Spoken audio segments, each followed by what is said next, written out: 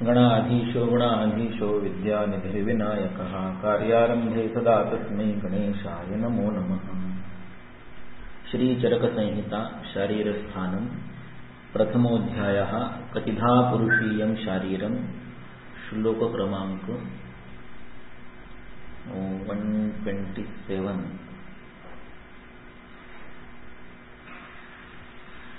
असात्म्यमिति तद्विद्यात् यन्न याति सहात्मताम्। तो असात्मेन्द्रियार्थ संयोग इस विषय के बारे में विवरण करने के बाद इंद्रिय अर्थ इंद्रियार्थ संयोग ये सारा पता है, तो फिर भी असात्म्य इंद्रिय अर्थ संयोग इन चारों के बारे में आगे आने वाले श्लोकों में विवरण प्रस्तुत होगा। तो पहले असात्म्य। असात्म्य का अर्थ क्या है? असात्म्य उसे जानिए, असात्म्य तद विद्यात्, यद जो न याति नहीं आता है नहीं बनता है, सह आत्मताम। आत्मताम का अर्थ आत्मा से नहीं लेना है। आत्मता का मतलब है स्वीय, स्वकीय, स्वसदृश। तो इसलिए टीकाकार ने लिखा सह इति मिलितम शरीरेण आत्मताम इति अविकृत रूपताम। अविकृतम अर्थात प्राकृतम, नैसर्गिकम, स्वाभाविकम, जिसे हम आजकल की भाषा में नॉर्मल कहते हैं। तो शरीर के साथ जो तत्स्वरूप बन जाता है वह सात्म्य है। जो शरीर के साथ तत्स्वरूप उसके जैसा ही घुल मिल नहीं जाता है, आज की भाषा में एसिमिलेट नहीं होता है, वो असात्म्य है। तो नीचे उसका जो चिकित्सकीय उपयोग है वो चक्रपाणी ने लिखा एतेन यद उपयुक्तम, जिसका उपयोग करने पर प्राकृत रूप सामान्य स्थिति नॉर्मलिटी, स्थान नाम की जो गति है equilibrium, to maintain the status quo, उसका उपघातकम, उसमें कुछ बदलाव होता है, उसमें कुछ अनिष्ट बदल हो जाते हैं, वह असात्म्य है। उपयुक्तम प्राकृत रूप उपघातम भवति तद असात्म्यम। तो इस तरह से ये असात्म्य का वर्णन। अभी सात्म्य का वर्णन आपको चरक में बहुत सारी जगह पर मिलेगा। वो आपको चरक चिकित्सा 30 योनि वापत के अंत में मिलता है कि वहां तो हर प्रदेश में किस प्रकार का सात्म्य होता है। मालविक प्रदेश में कौन सा है, चीन प्रदेश में कौन सा है, दाक्षिणात्य में कौन सा है। इस तरह से उस जमाने का उनका जो निरीक्षण था वो उन्होंने वहां पर चरक चिकित्सा 30 के अंत में लिखा है। और उसके जहां पर यह सात्म्य का वर्णन उस अध्याय में समाप्त होता है, उसका जो अंतिम वाक्य है वो है सात्म्यम ह्याशु बलम धत्ते नाति दोषंच बहुअपि।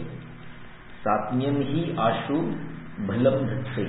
सात्म्य परिस्थिति जो होती है वो आपको झट से आशु किंचित काल में ही, कि काल का विलंब न होते हुए बलदान करती है। और न अति दोषंच बहुअपि। सात्म्य का सेवन आपने बहुमात्रा में भी कर लिया। सेवन का मतलब केवल वो भक्षण के रूप में, आहार के रूप में, ऐसा नहीं। सात्म्य परिस्थितियां, जो सात्म्य आसमंत होता है वो, उसका आपने बहु सेवन कर लिया तो भी नाति दोषम, उसका दोष ज्यादा नहीं होता है। यानी बहुमात्रा में थोड़ा बहुत उसका अतियोग भी हो गया तो वो अति दोषकर नहीं होता, यानी किंचित दोषकर होता है। किंचित दोषकर यानी वो बाधा कर नहीं होता। इसलिए आप विरुद्धाहार के इसमें भी देखिए कि व्यायाम स्निग्ध दीप्ताग्नि वयस्थ बलशालिना विरोधी अति न पीड़ायेहि सात्म्यम अल्पम च। सात्म्य अगर विरुद्ध है तो आपको पीड़ाकारक नहीं होता है। जो भी विरुद्ध है वो अगर अल्प मात्रा में है तो भी वो पीड़ाकारक। ऐसे बहुत सारी कंडीशंस वहां पर दी, उसमें एक शब्द सात्म्य भी है। तो आप किसी चीज का धीरे धीरे धीरे अभ्यास करेंगे तो आपको असात्म्य नहीं होता है, वो आपको उपघातक नहीं होता। इसके उसका सबसे बड़ा उदाहरण है जिसे दोष प्रकृति कहा जाता है। आदर्श स्थिति क्या है कि समवात पित्त श्लेष्माणम ही अरोगम इच्छन्ति विषय। चरक विमान 6 के अंत में ये वाक्य आता है कि समवात पित्त श्लेष्माणम ही अरोगम, अगर तीनों दोष सम अवस्था में है उसे ही अरोगम कहा जाता है। थोड़ा बहुत भी रोगस्तु दोष वैषम्य में, थोड़ा बहुत भी इधर उधर हो गया तो वो रोग है। तो वात प्रकृति को वात प्रकृति कैसे कहेंगे? इसलिए चरक लिखते हैं न संति वात प्रकृतया पित्त प्रकृतया श्लेष्म प्रकृतयो वा न संति, नहीं होती है प्रकृतियां। ते तो सदातुरा, वो तो आतुर ही है। तो उनको चरक वात प्रकृति पित्त प्रकृति श्लेष्म प्रकृति नहीं कहते, उनको कहते हैं वातलाहा पित्तलाहा श्लेष्मलाहा। उनको उसने शब्द जो है वो बदल दिया है, उसको कहा वातल पित्तल श्लेष्मल ऐसे कहा। तो ये सबसे बड़ा उदाहरण है सातवें का कि उस दोषों के वैषम्य की स्थिति में भी जन्म होता है, और अगर उस स्थिति में जन्म होता है तो वो स्थिति आपके शरीर के लिए सातवें होती है। उसमें दोष है कि नहीं? उसमें दोष है। इसलिए वात प्रकृति का आदमी रूक्ष होता है, अधन्य होता है, मत्सर होता है, आगमनकारी होता है, उसका स्वर ठीक नहीं होता है, वो अल्पवित्त बल जीवित निद्रा होता है। पित्त का जो व्यक्ति है उसको क्रोध होता है, स्वेदन होता है, भूख बहुत लगती है, क्रोध बहुत आता है, यानी ये सारे दोष उसमें होते हैं। किंतु न अति दोषम, यद्यपि वो पित्त या वात उसकी प्रकृति के जन्म स्थिति के अनुसार आधिक्य में है, बहु है, फिर भी उसको अति दोष नहीं होता है, अल्प दोष होता है। जिसको रोग कहेंगे उस लेवल तक, उस आविष्कृततम मैनिफेस्टेड ऐसे स्थिति तक वो नहीं जाता है। इसका यह सबसे उत्तम है। इसलिए मेरा ये आकलन है कि हमें जो लगता है कि हम हमारे क्लिनिक में जो एक 5, 10, 15, 20 मिनट के लिए पेशेंट आता है, एक नया पेशेंट, उसका हम प्रकृति परीक्षण हमारे क्लिनिक में करते हैं, ऐसा हमें लगता है। ऐसा होता नहीं है। या फिर हमें लगता है कि हम फर्स्ट ईयर में वो प्रकृति परीक्षण के 18 केसेस हमारे जर्नल में भरते हैं, तो हमें लगता है कि हम वो हमारे सामने जो भी एक सब्जेक्ट दिया है, चाहे वो आईपीडी का पेशेंट हो या अपना आपने पकड़ के लाया हो या ओपीडी में आया हो कोई, उसका हम परीक्षण प्रकृति का, ऐसा हमें लगता है, नहीं होता है। मेरा एक ऐसा सामान्य आकलन है कि देखिए कि अगर आपको थोड़ा बहुत मैथ्स पता है, यानी ग्राफ पता है, तो ग्राफ में X axis and Y axis होता है। तो there is a zero reference, X और वाई एक्सिस जहां पर एक दूसरे को 90 डिग्री में कट करते हैं, that centre point is zero axis. उसके लेफ्ट में माइनस है, उसके नीचे माइनस है, उसके ऊपर वाई एक्सिस में प्लस है, और उसके राइट साइड में एक्स एक्सिस में प्लस है, इतना तो पता है। तो हम माइनस की चीजों का विचार नहीं करेंगे। जो ग्राफ जनरली बनाया जाता है वो राइट अपर क्वाड्रेंट में बनाया जाता है, कि जहां पर राइट में एक्स एक्सिस प्लस है और ऊपर की दिशा में वाई एक्सिस प्लस है। तो उस एरिया का विचार करेंगे कि यहाँ पर जो जीरो है वो समवात पित्त श्लेष्माणम। जैसे ही आप वात पित्त कफों की कॉलम बनाएंगे तो कहीं पर एक ऊपर की रेखा में आपको वात बढ़ा हुआ है, ऐसी स्थिति में ये वात प्रकृति के व्यक्ति का जन्म मिलेगा। ठीक है, फिर वो जन्म लेता है, फिर उसका वय होता है। कितना भी वात प्रकृति का व्यक्ति हो तो बचपन में उसमें थोड़ा बहुत तो कफ प्राबल्य रहेगा ना, क्योंकि वो वयोनुपातिनी अवस्था है। वात प्रकृति का बालक होने के बावजूद उसमें उसके बाल्यावस्था में, उसके बचपन में कफ का प्राबल्य रहेगा। ठीक है, तो वो वयोनुपातिनी, जैसे जैसे वो बढ़ते जाएगा वैसे वैसे उसको कुछ आदतें लगती जाएगी। कितना भी हम कहेंगे कि वात प्रकृति के व्यक्ति को स्वादमोमल लवण का प्रियत्व होना चाहिए, लेकिन सभी को स्वादमोमल लवण का प्रियत्व नहीं होता है। हो सकता है कि उसको फिर कुछ पानी पूरी भी पसंद पड़े, उसको भेल भी पसंद पड़े, चटपटा चाट भी पसंद पड़े। वो क्या है? वो संस्कार है, उसके माता पिता के, मित्रों के, रिश्तेदारों के द्वारा हुआ है, और उसका धीरे धीरे उस पर वो संस्कार वो साथ में होता चला जाता है। फिर आगे जाके उस साथ में के परे कहीं पर दूसरी जगह जाना हुआ या अपने ही घर में निदान सेवन होता रहता है, और निदान सेवन का कुछ दिनों बाद रूपांतरण जो है वो रोग प्राप्ति में होता है। तो ये अपने जन्म में होने वाले एक के ऊपर एक आने वाले लेयर्स हैं। पहला तो होना चाहिए कि हम जीरो लेवल पर समवात पित्त श्लेष्माणम पर जन्म लेने चाहिए, वो नहीं लेते हैं, वहीं पर बिगड़ना शुरू होता है, और वो बिगड़ी स्थिति में हमारा जन्म होता है। उसके ऊपर वयोनुपातिनी नाम का कुछ एक पुट बनता है, उसके ऊपर सातवें नाम का एक लेयर बनता है, उसके ऊपर एक निदान सेवन नाम का लेयर बनता है।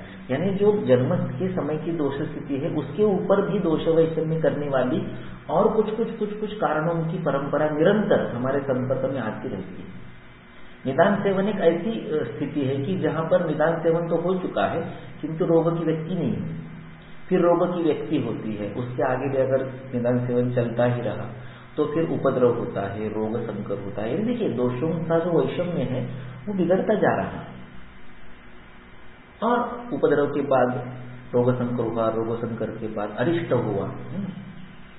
अरिष्ट क्या है? क्रियापथम अतिक्रांता केवलम देहम आप्लुता दोषा कुर्वती एक चिन्ह तद अरिष्टम, यानी दोषों का वैषम्य अब कहां तक चला गया? वो जन्मों को अलाउ कर रहा था, मार नहीं रहा था उसको। वैषम्य की स्थिति में भी उसके ऊपर वय की एक लेयर आ गई, वहां पर भी दोष वैषम्य होता है, उसके ऊपर साथ में आ गया, उसके ऊपर निदान सेवन, उसके ऊपर रोग, उसके ऊपर उपद्रव, उसके ऊपर रोग संकर, उसके ऊपर अरिष्ट। और ये जब दोष वैषम्य ऐसी स्थिति को चला जाता है कि वहां से वापिस आना मुश्किल है, क्रियापथम अतिक्रांता, तो अरिष्ट के आगे जाने के बाद वो दोष वैषम्य आपके शरीर का विनाश करता है, दैट इज मृत्यु। ऐसा मेरा आकलन है कि ये एक के ऊपर एक आने वाले पुट है, इसमें से रोग व्यक्ति के परे हम काम करते हैं चिकित्सा के लिए। एक्चुअली काम कहां पर होना चाहिए? चरक कहते हैं कि वास्तव में काम जो है वो जो जन्म के समय की दोष वैषम्य की स्थिति है उसको समदोषत्व तक लाने की और यावत अग्ने है समीभावात तक की बात होनी चाहिए। और उसके लिए वो कहते हैं कि वातल से इमे उपक्रमणानी, पित्तल से उपक्रमणानी, श्लेष्मण से उपक्रमण, और फिर वहां पर दोषोपक्रम दिए हैं चरक मीमांसा के अंत में, जिनका गद्य रूप में जो वहां पर प्रस्तुति करनी है उसका पद्य रूप कन्वर्जन करके वाग्भट सूत्र 13 का दोषोपक्रमणीय नाम का अध्याय बनता है। तो ये इतना बड़ा स्पेक्ट्रम है, समवात चित्त श्लेष्माणम 00xy, यहां से लेके तो दोष वैषम्य का डिस्टर्बेंस यहां तक जाना कि आपके शरीर का विनाश हो जाए, दैट इज मृत्यु। इसके बीच में ये सारे स्तर है। और इस समय किस स्तर की बात हो रही है? सातवें नाम के स्तर।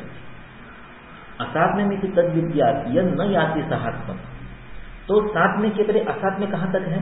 तो सात में से रोग निदान सेवन तक के बीच का जो अंतराल है ये असात्म्य है।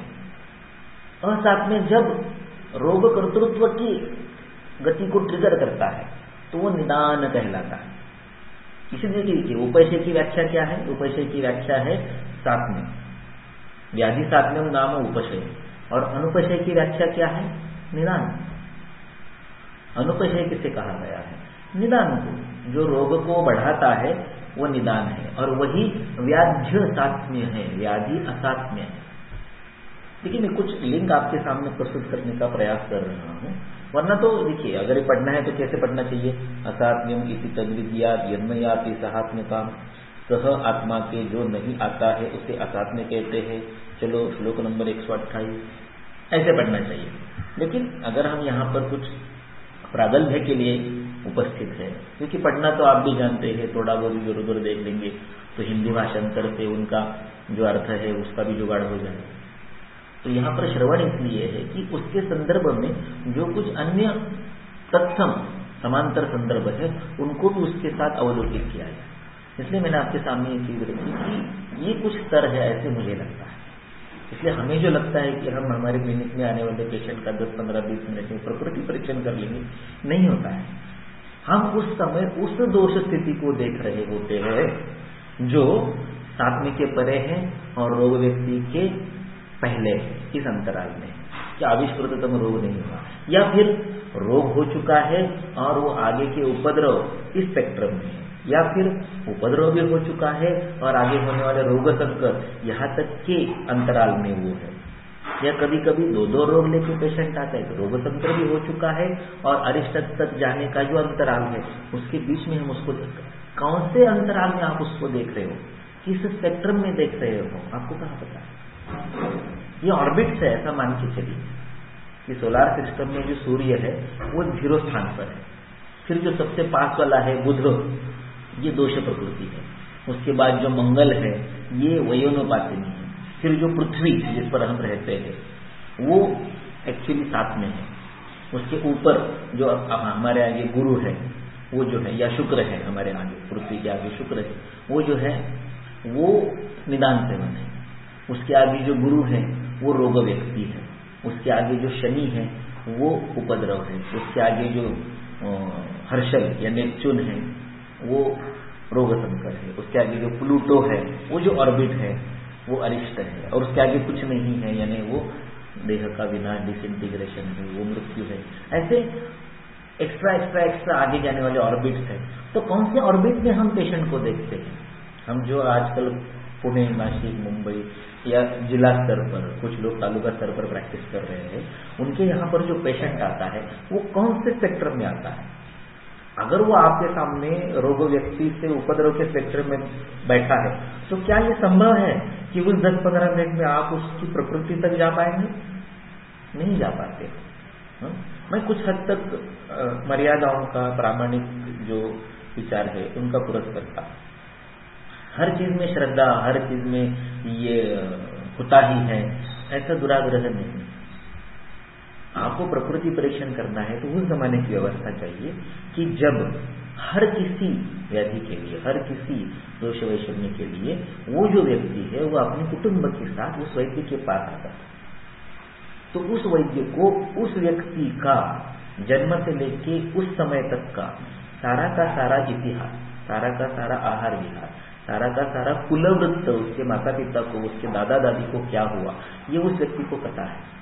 और तब से वो आपको देख रहा है तो उसको आपकी प्रकृति पूर्व ज्ञात है, इसलिए उसको आपका सात्म्य भी ज्ञात है, इसलिए सात्म्य से भिन्न आपका निदान सेवन भी उसको पता है, क्योंकि वो आपको दैनंदिन रूप में सामने देख रहा है उसी गांव में, स्वयंपूर्ण गांव से। ऐसे नहीं कि नासिक का पेशेंट पुणे में जाके कंसल्टिंग करेगा, ऐसे नहीं होता था उस समय।